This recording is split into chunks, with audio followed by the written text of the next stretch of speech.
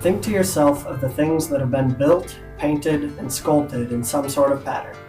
You may think of things like Da Vinci's Last Supper, the Egyptian pyramids, or perhaps a Chinese pagoda. These all have a very symmetrical sort of pattern. But what about more abstract patterns? Does the Mona Lisa have a pattern to it? How about tidal waves or flowers? All of these have a pattern, but it is not your typical type of pattern. This pattern is called the golden ratio, and it comes formally from the mathematician known as Leonardo Fibonacci. In many structures, a certain pattern is needed for stability, and in the early 1200s, this pattern, or ratio, was described in full by Mr. Fibonacci. He started by listing out a sequence of numbers: 0, 1, 1, 2, 3, 5, 8, 13, 21, and so on. Do you see the pattern? After first defining the first two terms as 0 and 1, the next number is found by adding the previous two numbers together. In the recursive format, this is defined as k sub n is equal to k sub n minus 1 plus k sub n minus 2. Try it out. What is the ninth term of the Fibonacci sequence? How about the 10th? If you followed the format, it would be 21 plus 13 is equal to 34, and then 34 plus 21 is equal to 55. So how does this sequence work to form the golden ratio that is found so readily in nature and used quite often by architects and artists alike? We find that by dividing each successive term of Fibonacci's sequence, the value that we are moving towards is this same ratio that works so well to hold large weights of buildings, focus the eye of an interested observer to a particular point, and even form the very spirals of the flowers that God made. Let's take a look back at the Mona Lisa painting by Leonardo da Vinci. Everyone always points out that they can't seem to move to a location where Miss Lisa is not watching them. That is because Da Vinci understood the golden ratio and how its proportions work to create a focal point.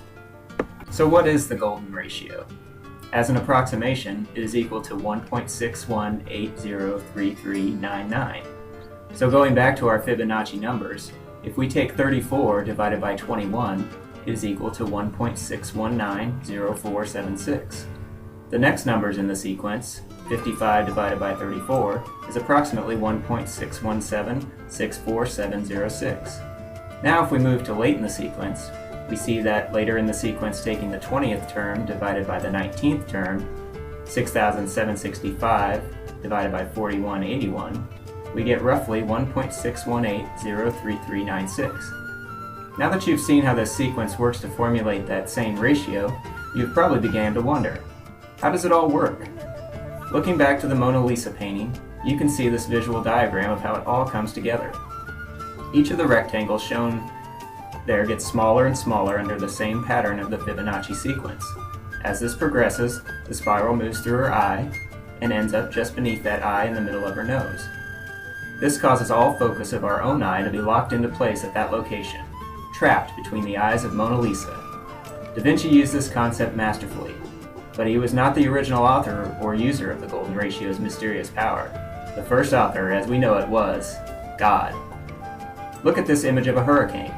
The eye of the storm, the central location of all its power, is located by creating a golden spiral within the Fibonacci rectangles. Much less intimidating, but equally creative, is the spiraling pattern of flowers, pine cones, and tidal waves. Not only do pine cones and flowers follow the pattern in a spiraling motion, but God has also created them with a Fibonacci number of seeds. As we look at flowers in nature, we can see that God placed them here as something beautiful to look at and enjoy. Not only that, but he used the concept of the golden ratio and its spiral to draw our attention, our focus, towards its beauty. He fashioned us in his image, which further caused us to seek out the source of the things we call beautiful. The source discovered and defined as the Fibonacci sequence.